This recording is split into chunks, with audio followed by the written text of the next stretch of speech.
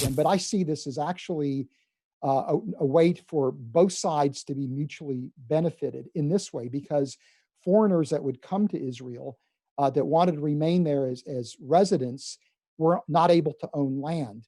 And so in order to provide, for them, the foreigners, if you read in Leviticus, are treated as marginalized people, as the poor, as the widows, as the orphans and the foreigners, that there are these, that you were to treat them like you would treat a fellow Hebrew, that you were not to exploit them, you're to pay them the wages that they are due if they're hired hands or hired hired workers, that you were to leave behind food after you harvested so that they could glean, and that if that it was a voluntary situation, because again, you couldn't kidnap, you couldn't force people into slavery, that if they agreed to work with you with a lifelong commitment, in a lifelong arrangement, then that was permissible, that you didn't have to release them after 6 years, but they still would be released in the year of Jubilee, according to Leviticus.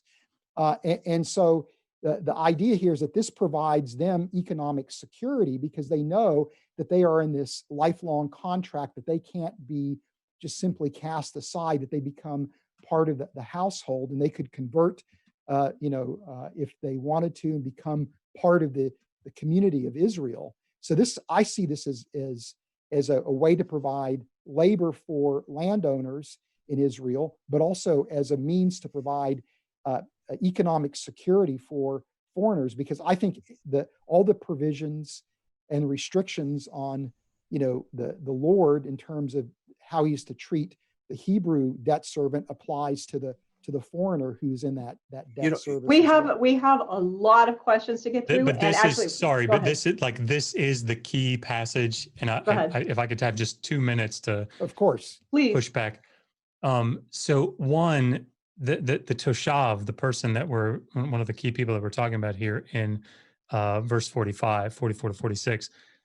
If you keep reading, starting in verse 47, these are the same people that become exceptionally wealthy in the land. What these are probably tenant farmers, right? As you said, Dr. Rana, they can't own land because they're not Israelites, but that doesn't mean they become poor. They can become very, very wealthy to the point that they can get their own Hebrew slaves. That's why 47 to, whatever it is, the end of the chapter there deals with what do you do if a Hebrew slave, a Hebrew Israelite goes in and becomes the slave of one of these foreigners. The issue here is that Leviticus 25, just in the audience, just go read it.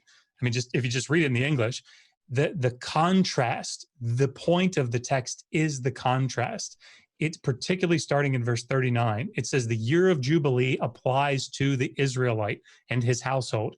50th year, they go free back to their land gets returned to them, everything is, but not the foreigner. The whole point of the text is you can't treat an Israelite like an Eved any longer.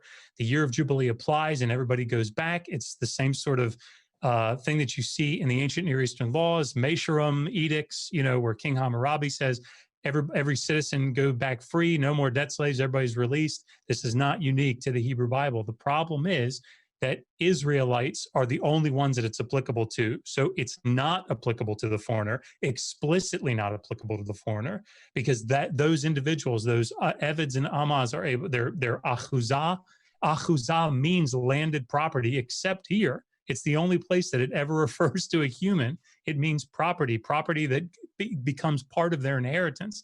It's passed down, it stays with them, their children, it remains. They're not released to the Jubilee. And this is just regular consensus scholarship.